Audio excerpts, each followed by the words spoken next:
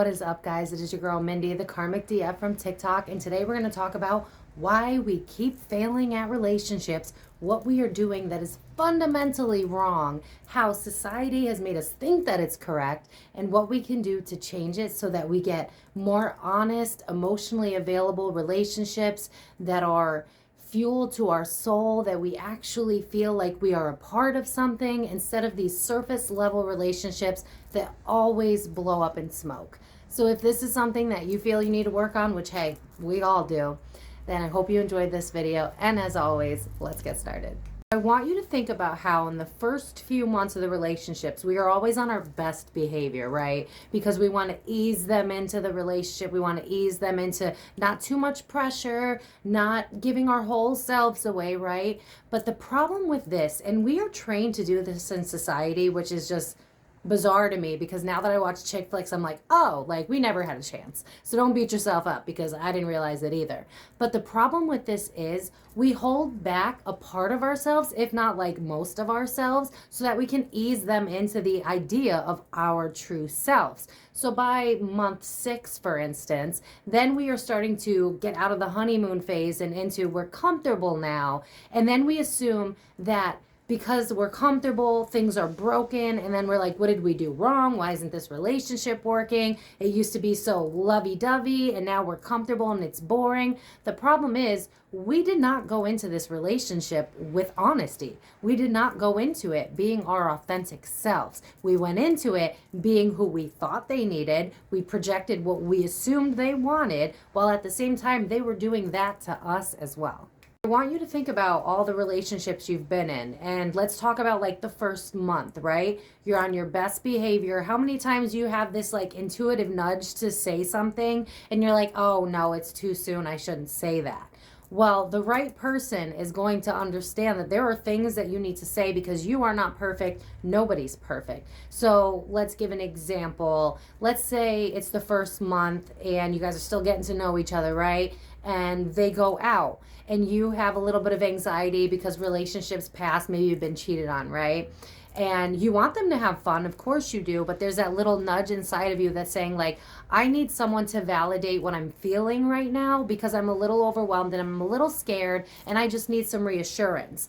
But you think that it's not okay to say something like that, so you just go, have a good time, and then you bottle that shit up, right? And then maybe you go to a friend and then you vent about it. And that stuff compounded over time is how you see these relationships turn into passive aggressive behavior, a buildup of resentment towards one another. It's because all of those little things that our body was trying to tell us to tell them, we brushed off as not important enough because we should be on our best behavior during the beginning of the relationships. But if you are not being your authentic self, scars, wounds, and all, then how can you truly love someone for who they are and vice versa? How can they learn to love you if they don't know how to properly take care of your individualistic needs? You're usually taught that you should have the harder conversations once you know for a fact that you should be together.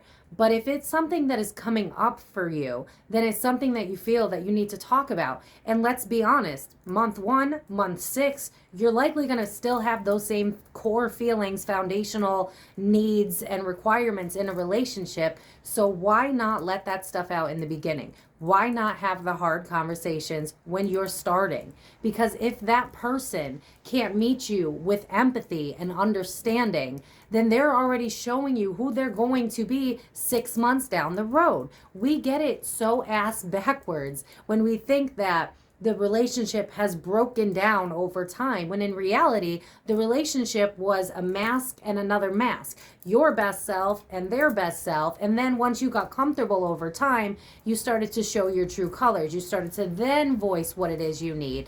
And if you're saying after 6 months, hey, I need you to check in with me, but you didn't say that for the first 6 months, and then you have somebody who gets triggered by something like that, then they're going to lash out at you. And now you're finally being honest with your needs and wants, and you're like, what's wrong with me? Why are they lashing out? But they would have lashed out at you in month 1 had you have voiced your concerns in the first place. This is why we keep getting relationships wrong. And I don't see a lot of videos on being honest in the beginning because it's like you should ease into it.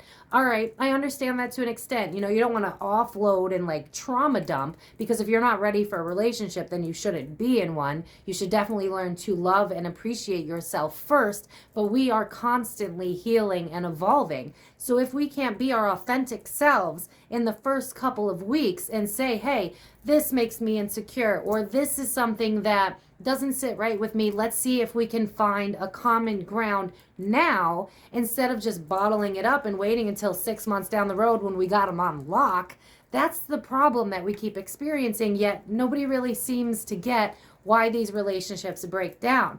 I don't really understand how it's honeymoon phase and then comfortable. How is it honeymoon phase if we're both playing roles that we think we need to play for one another and we're not actually being who we truly are? It also goes for if you have different communication styles. If you are an introvert versus an extrovert, how many times do we in the first couple of months when we're trying to like win them over, try to be who we want to be to make them happy? So if you're an introvert like me and you don't really enjoy going out in large groups that much because you prefer to be home, if you're going to keep saying yes to these things in the beginning and then eventually you get comfortable and then you say, hey babe, by the way, like I actually prefer to be in, and now you have a spouse who thinks you're super extroverted, but in reality you were doing it to make them happy. This is where there's no healthy dialogue in the beginning, and this is why these relationships keep going to shit, because we are not being honest. We are not being 100% ourselves. We are putting on a show, and that is why it crumbles after months of work. So when you're seeing these people that are, a year in and 2 years in, and you got like all this anger, right? And they vent to their friends, but then they still stay in the relationship because they're like, well, I already put so much time into it. We've put so much energy into each other. Think about the first couple of months. Were you being your real self? Because if you truly were being your real self, then how did it get this bad now? Now you're being your 100% self because you're comfortable, you've gotten used to each other, so it's slowly coming out over time. But if we skipped that, and if we were truly honest with who we are, don't you think that we would figure it out a lot sooner? We have this societal projection of time frames and when we should tell each other we love each other, when we should be official, when we should get engaged, when we should be married. We don't listen to our heart. We listen to our brain and we listen to what society says, and then we wonder why we're not happy. It's because we're not following what our heart is trying to tell us we want and need. How many times, especially for women, have we been stuck in situationships for months because we knew that person needed more time? And listen, hey, there's nothing wrong with that, but that might give you a little inkling that maybe they're not the right one for you. Because if you're emotionally available and ready for a relationship, and you know in your heart that you're ready for a relationship, but you're dating someone who knows in their heart that they're not ready for the title because it's overwhelming and they still need to heal from a previous relationship and it's too much for them, it's not gonna work because you guys aren't on the same page. You're not on the same energetic frequency. And that's where that resentment builds. And that's why you have all these breakups where everybody's like, oh, my psycho ex, and I hate that ex because of this and that. We never actually took the chance to really know each other.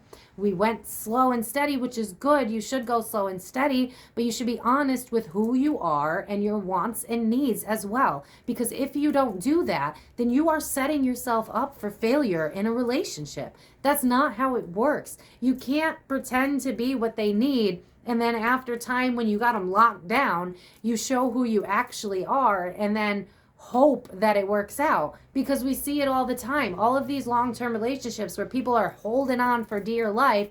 Luckily, because of the spiritual awakening, a lot of long-term relationships have been breaking up because you can't fake it anymore. We have been finding ourselves, which is beautiful.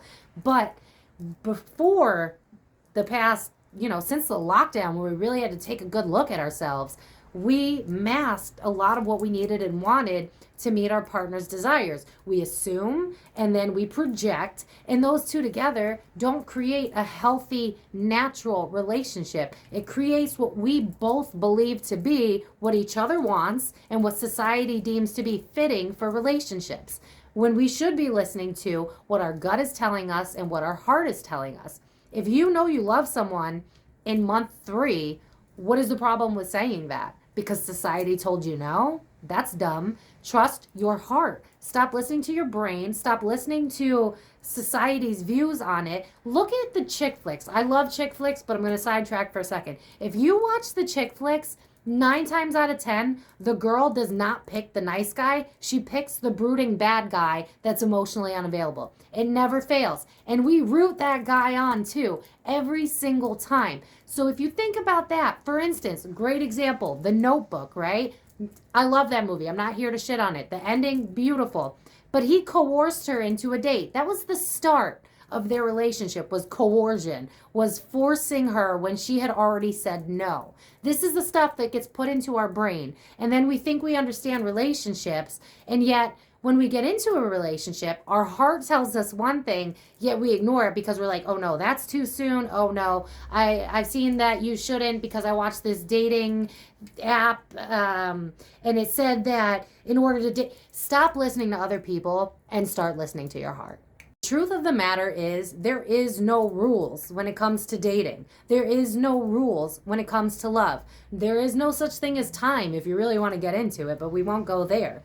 So what you really need to focus on is, what is your heart telling you? What is it that you need to get out of your system? Is something bothering you and you're on week 3 and you're telling yourself, gaslighting yourself into, no, I shouldn't bring that up, we're too new. It doesn't matter if you're too new, because if it's bothering you now, then it's likely going to bother you 3 months down the road, 6 months down the road, a year down the road. So stop putting on the mask so that you think you can be what they need and be who you truly are. And the right person is going to understand and validate you. And maybe they don't fully understand, but if they care about you and they want to see where it goes and they want to be your partner because they feel that connection that you're feeling, then they're going to try and understand your perspective and meet you halfway. That is a healthy relationship. But if we are lying to ourselves and to our partner in the beginning because of the honeymoon phase and who we should be in the beginning because society says so,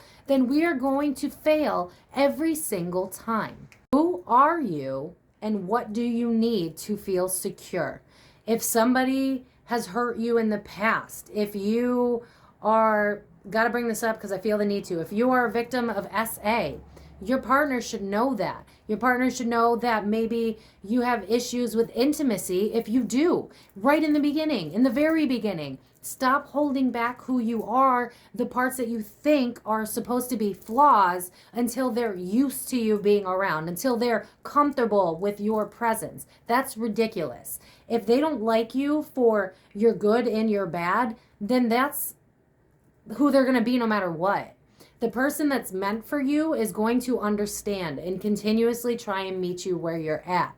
But if you're sitting here and downplaying what it is that you need for the sake of a relationship, then you are going to fail every time. It's just a matter of when, because eventually the mask comes off, right? And I'm telling you, I feel the need to bring this up every time because it's around the 1 year mark, 6 months to 1 year. We start to become our real selves because we know, oh, now they're sticking around. We don't really got to worry as much.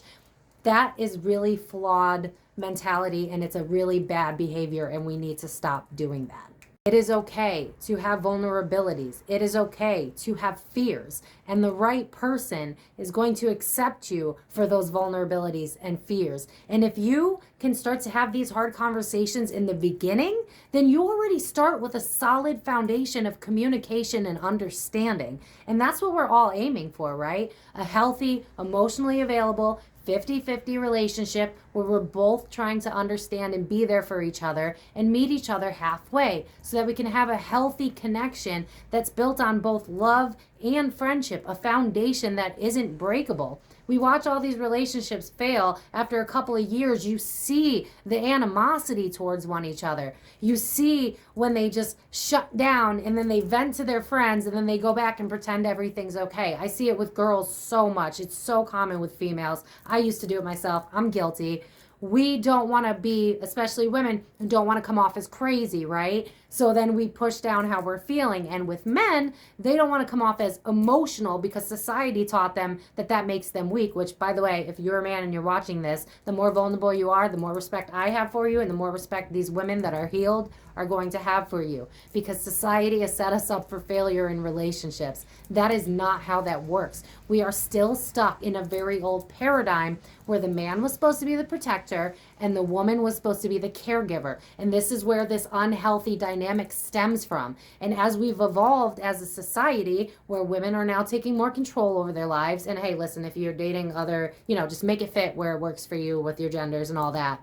But if you're honest with your needs and your wants and who you are and where you're at, then you need to be able to do that in the beginning. Stop waiting until you think you got them on lock. That's dumb. You don't got them on lock. If anything, if you're going to hold back who you are because there's something inside of you telling you that they're not going to like what you have to say, they're still not going to like it 6 months down the road. And now not only are you going to have a broken heart because eventually you're going to have to let that shit out, it's going to turn into an ugly fight that never had to happen, or a really bad breakup that you never had to go through in the first place because you would have known in the beginning that you weren't compatible to begin with.